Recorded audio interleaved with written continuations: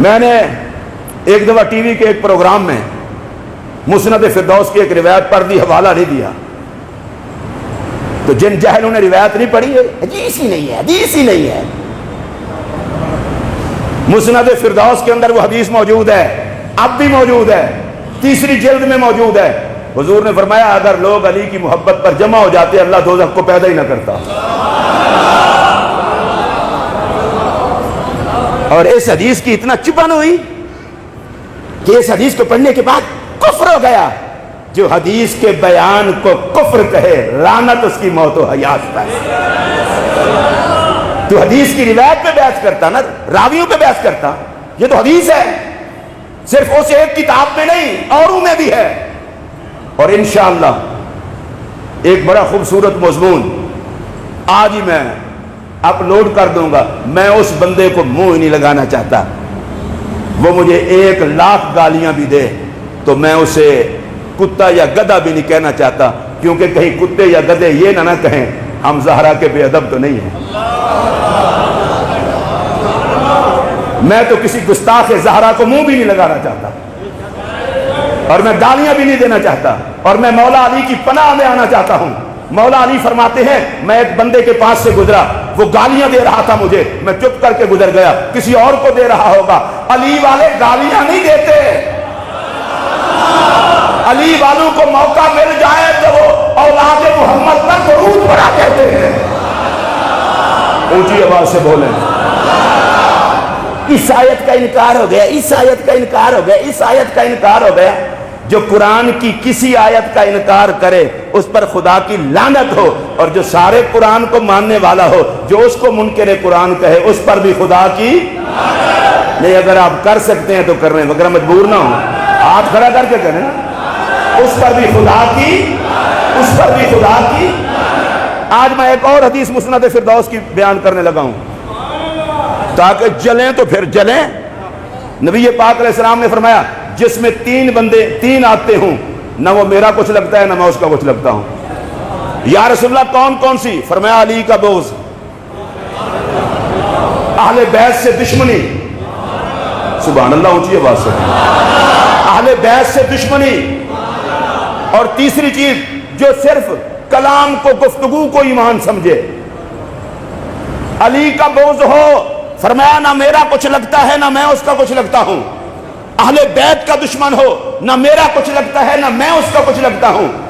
تو میں یہ بات کہنا چاہتا ہوں کسی ایک بندے کو نہیں، پوری کائنات میں علی سے جلنے والوں، اہل بیت سے جلنے والوں، تمہاری ٹاں ٹاں کاں کاں کچھ نہیں بگاڑ سکتی۔ ہم جیئیں گے بھی علی کے خاطر میں، مریں گے بھی علی کے خاطر میں۔ آخر میرے نبی نے ایسے تو اہتمام نہیں نہ کیا تھا غدیر خم کے موقع پر علی کا ہاتھ پکڑ کے اعلان کیا تھا جس کا میں مولا اس کا علی مولا۔ امت کو بتانا ہی تھا نا، میرے نبی ان سارے خطرات کو جانتے تھے۔ حضور نے صحابہ کے مجمع میں اعلان کر کے کہا کہ جو مجھ سے پیار کرے گا وہ علی سے بھی پیار کرے گا۔ علی کی محبت نبی کی محبت، نبی کی محبت علی کی محبت۔ اور یہ تشریح کرنا جی علی سے صرف پیار کر لیں کسی اور کو، لعنت تیری سوچ پر۔ جو علی سے پیار کرے گا وہ نبی سے نہیں کرے گا، وہ خدا سے نہیں کرے گا، وہ قرآن سے نہیں کرے گا، وہ حق سے نہیں کرے گا۔ علی حق کے ساتھ ہے، حق علی کے ساتھ ہے، علی قرآن کے ساتھ ہے، قرآن علی کے ساتھ ہے۔ علی تو قرآن سے جدا ہی نہیں ہوتا۔ علی کا جو سچا محب ہوگا وہ سارے دین سے پیار کرنے والا ہوگا۔ آئیو سمجھ تو اونچی آواز سے بولیں۔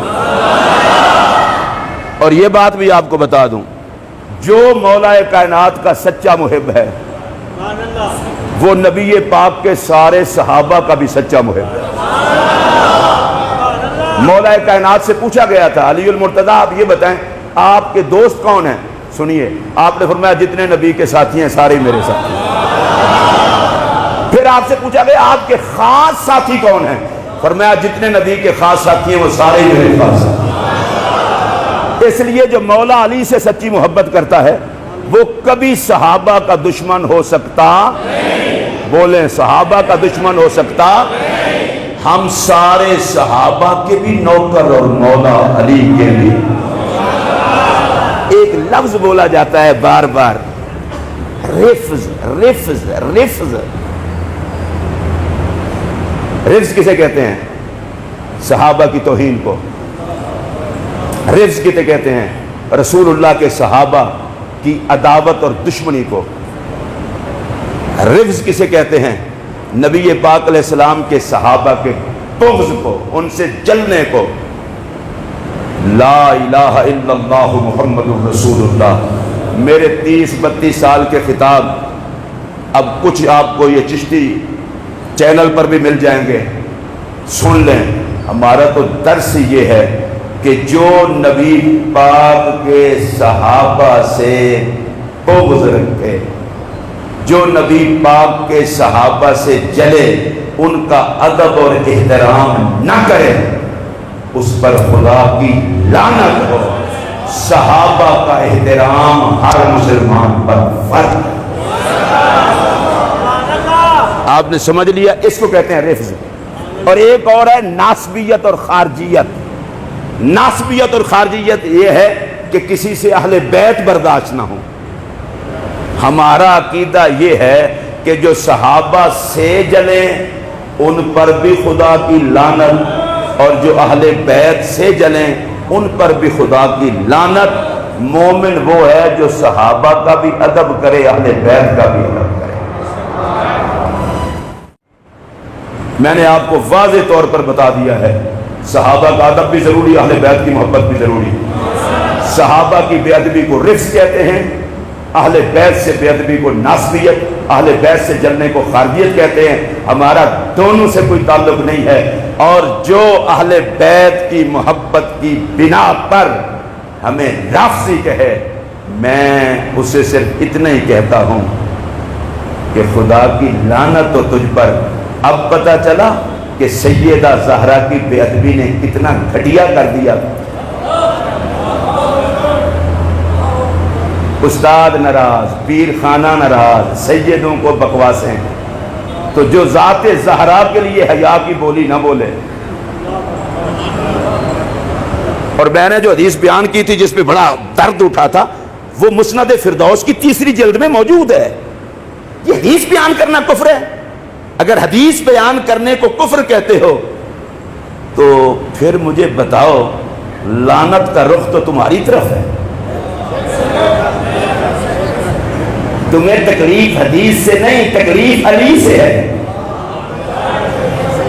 اور میں چونکہ میری اس بات کو میرے لیے بیان کرنا ضروری ہے، لاہور سے لے کر امریکہ تک، امریکہ سے لے کر یورپ و انگلینڈ اور عرب امارات اور ادھر ادھر چھپے ہوئے سارے اہل بیت کے دشمنوں کو میں صرف ایک ہی پیغام دینا چاہتا ہوں، وہ سارے سن لیں جہاں جہاں بھی ہیں، اور وہ پیغام ہے امام حسن رضا فاضل بریلوی کی زبان میں۔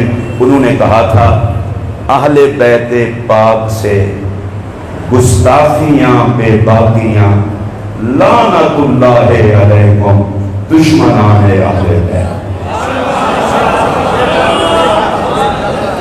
جتنے اہل بیت کے دشمن ہیں، امام حسن رضا کی بولی میں ہم سے یہ گفٹ قبول فرمائیں، لعنت اللہ علیکم، دشمنان۔ جو نبی کی اہل بیت کے دشمنوں کو کہہ سکتے ہیں وہ بولیں، لعنت اللہ علیکم، دشمنان، لعنت اللہ علیکم، دشمنان، لعنت اللہ علیکم، دشمنان۔ اور آپ سے میں پوچھنا چاہتا ہوں، کیا اس منبر سے صحابہ کی عظمت کی آواز نہیں اٹھتی؟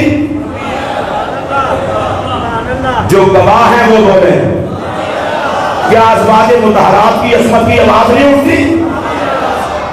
تو اگر کسی کو یہ تکلیف ہے کہ وہ 50-60 گالیاں بک کے تو مجھے ذکر اہل بیت سے روک لے گا، مجھے اللہ کی عزت کی قسم، زندگی کا آخری سانس بھی ہوگا تو اہل بیت کی محبت کا دم کرتے ہیں۔